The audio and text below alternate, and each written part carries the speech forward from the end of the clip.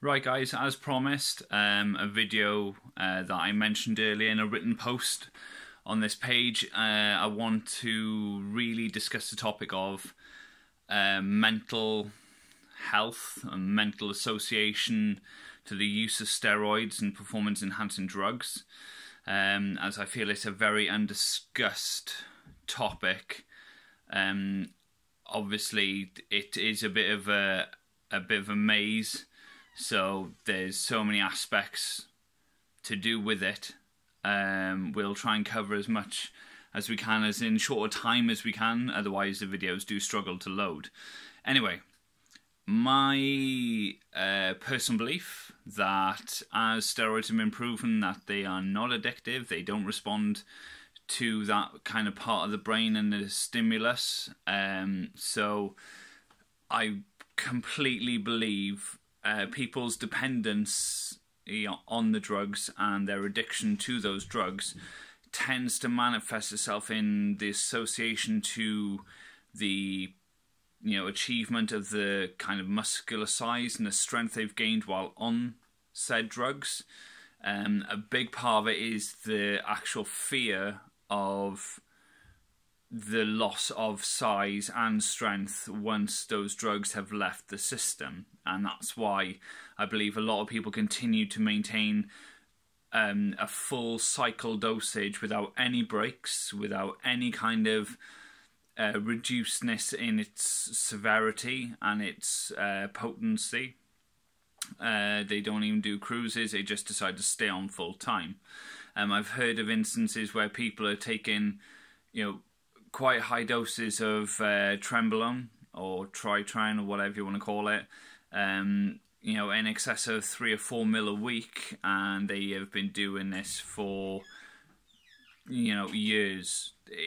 And to me that is a really, really shit situation to be in, because tren not only is probably one of the strongest drugs out of the whole kind of steroids and PEDs arsenal, it's the most untested, unregulated, especially for human consumption. There's not one tiny drop of tren out there that is designed for human consumption. It's all bovine and it's all equine.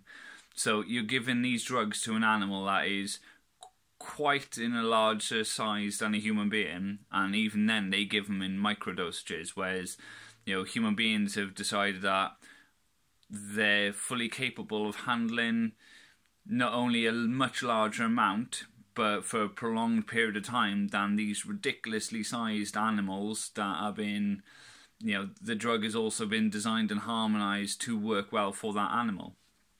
But anyway, I digress a bit.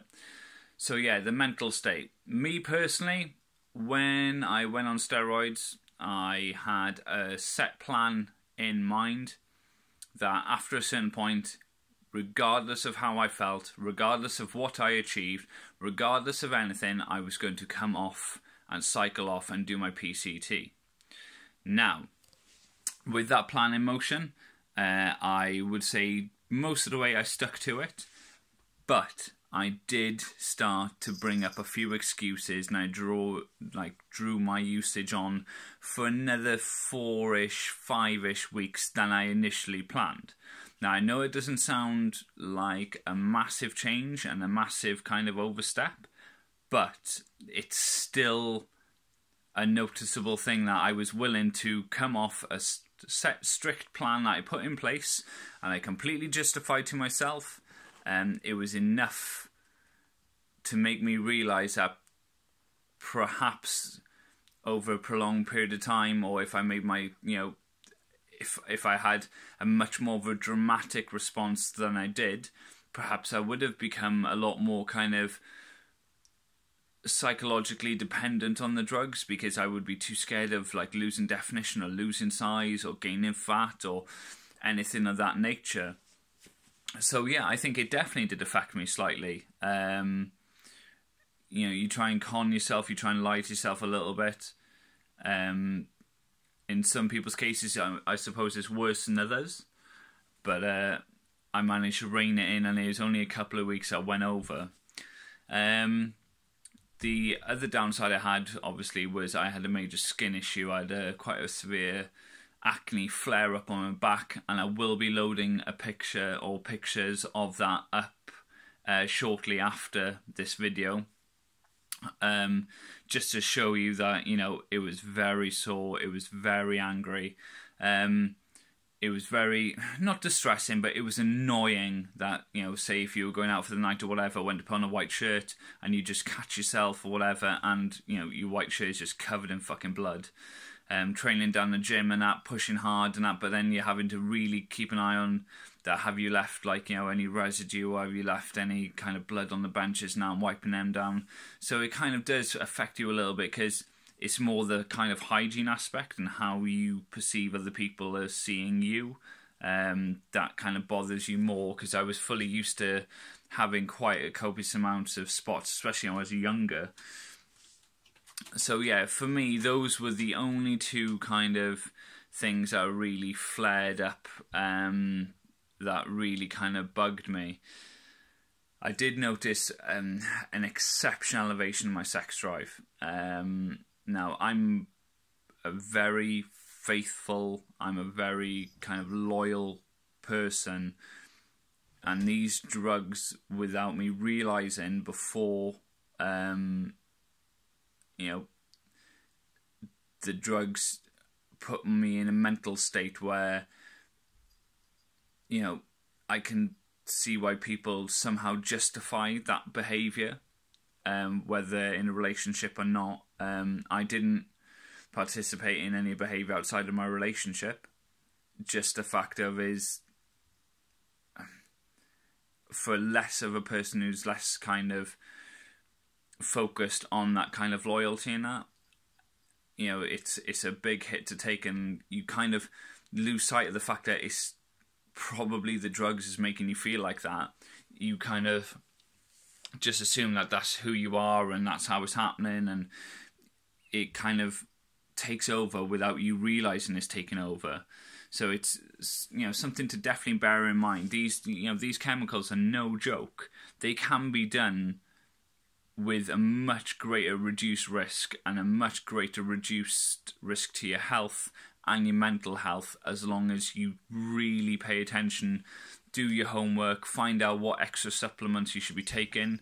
You know, me personally, if I ever do another cycle, currently although for the last couple of weeks I've been saying can't wait to get back on it, wait to get back on cycle and start pushing again.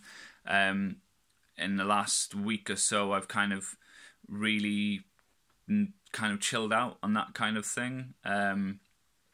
I'm in the process now of just coasting as I am. I'm still making gains, although I'm not on any performance enhancing drugs right now. The gains are minimal, but there's still gains. Until I hit another blockade, I don't think I'm realistically going to think about running another cycle until I literally can't get past this point. So yeah, the main thing I wanted to express is that really just do your homework, make sure that, you know, you got safety measures in place. Don't let it run and run and run. Have an off strategy. Make sure that you have things in place and keep yourself accountable. Have a calendar. Something as simple as that, where, you know, you've got a date visually in front of you stating this is when I'm coming off, and make sure you stick to it. And I think that you shouldn't underestimate these chemicals at all. You know, doesn't matter what kind of usage you've had previously or whatever. It only takes one time where it can put a serious misbalance in your, you know, thought process and your feelings and so on. I mean, when I took Accutane after my cycle to try and treat my skin issue, I was having serious issues with depression. Like, I was just down, I felt shit all the time, my sleep was shit, it was affecting my relationship.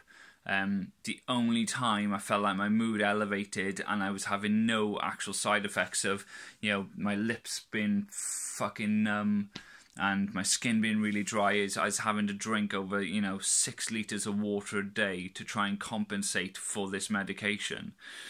So guys, anyone thinking about doing Accutane, regardless whether you're on cycle or not, go see a medical professional. This stuff is no fucking joke. It is a very, very serious medication, far stronger than the testosterone I was doing, and it had far more side effects than the testosterone I was doing previously.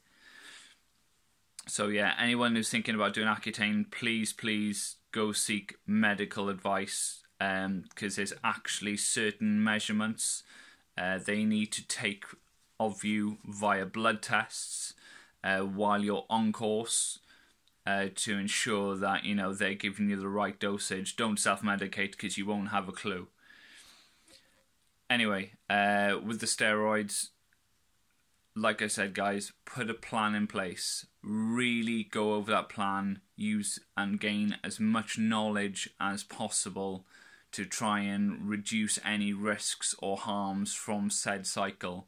You got to remember, when you use steroids, you are going to increase your cholesterol, especially the bad.